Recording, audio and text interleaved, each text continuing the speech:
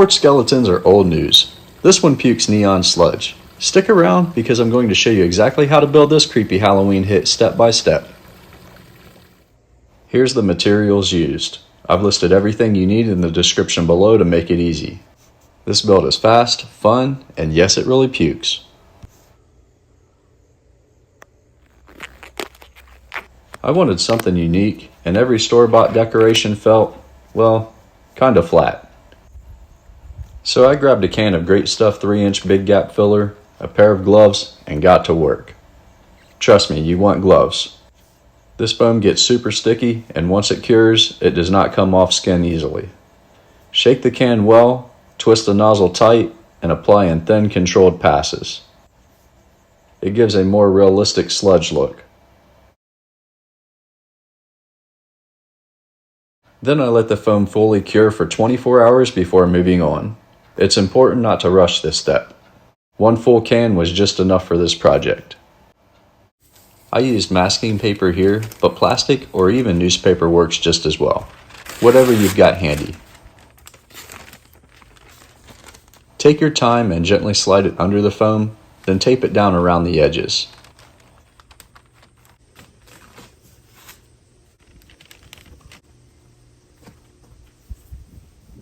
You'll notice I also taped off both the outside and inside of the can to keep everything clean. For color, I used a fluorescent bright green neon spray paint from Rust-Oleum. Make sure to shake the can well before starting and apply multiple light passes rather than one heavy coat. Take your time and hit all the angles to get full coverage. Layering the paint like this gives the foam a bold, radioactive glow that really pops at night. I ended up using about 90% of the can and saved the rest for small touch-ups once everything dried. While the paint was drying, it was the perfect time to start decorating the can. I had originally planned to use stencils, but ended up creating a file for the Cricut to apply vinyl decals instead. My son had a Halloween pumpkin carving party that evening, so this was the quickest and cleanest option. I will create an instant download version of the toxic waste text and biohazard symbol and add that to the description below. Mineral spirits made quick work of removing any dried foam that had dripped onto the can. I wanted a clean, smooth surface before applying the decals to make sure they stuck well and looked sharp.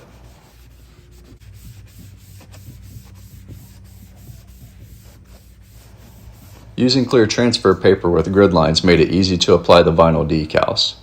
Simply align your design, press it down firmly, and then carefully peel off the transfer paper.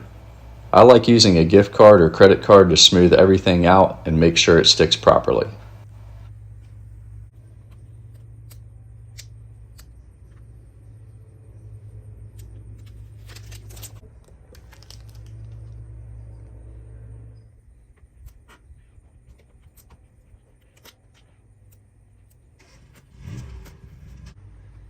With the file I'm creating, you can either use it to apply decals like I did, or as a stencil if you'd rather paint the design directly onto the can. I used a 1-inch spade drill bit and measured about 18 inches up from the bottom of the can to drill the hole. You want the hole above the water level, so there's enough water inside the can for the pump to work properly. This is the pump I used, which cost me over $70 because I wanted to support a local store and get it fast. To save you money, I'll include a link to a similar pump for around $20. I wanted a pump with about 500 gallons per hour flow, and this one was rated at 533. It also came with an adapter for a 3/4 inch inner diameter hose and the ability to adjust the flow rate, which was perfect for this project. For the tubing, I found that 1-inch outer diameter with a 3/4 inch inner diameter works great. It's sold in 10-foot sections, and this project used almost exactly 5 feet, so you could easily make 2 puking skeletons from one roll. Unless you want a small workout like I had, move the can to its final location first. Then fill it with water about a foot high, making sure the water stays below the drill hole. I ended up drilling 2 1-inch holes. The first one shown here is for the hose and requires a bit of force to push in. I drilled the second hole a couple of inches above, and it's for the electrical cables. I used the spade bit to make the hole for the electrical cable slightly larger than 1 inch, so both the pump cord and lights can fit through later. Make sure the adapter for the pump is secured tightly, Then adjust the pump's pressure to your liking. Attach the hose firmly to the adapter. The pump has suction cups on the bottom, so place it down in the middle of the can to keep it stable. I plan to use zip ties to secure the skeleton's arms, but decided to use a 3-foot metal fence post for the body since we often get strong winds. After hammering the post into the ground, bend the skeleton at the knees so it looks like the skeleton is hovering over the trash can puking. I used zip ties to attach the torso to the post. Then I drilled small holes on each side of the can and zip tied the arms to the top, trimming off the excess ends for a clean finish. Feed the end of the tube coming out of the back of the trash can through the skeleton, from the torso and up through the mouth. Push all the excess tubing through the mouth and secure it to the skeleton's spine with a zip tie, then trim off the extra tubing. I left it just a bit longer than needed and then made several cuts in the end of the hose. Adjust the tubing while the pump is running until you get the puking effect you want. Instead of buying dye, use highlighters to create an awesome effect that you more than likely already have. I removed the ends from each highlighter and dropped the ink sticks into the water. I used 6 sticks in total, which was more than enough.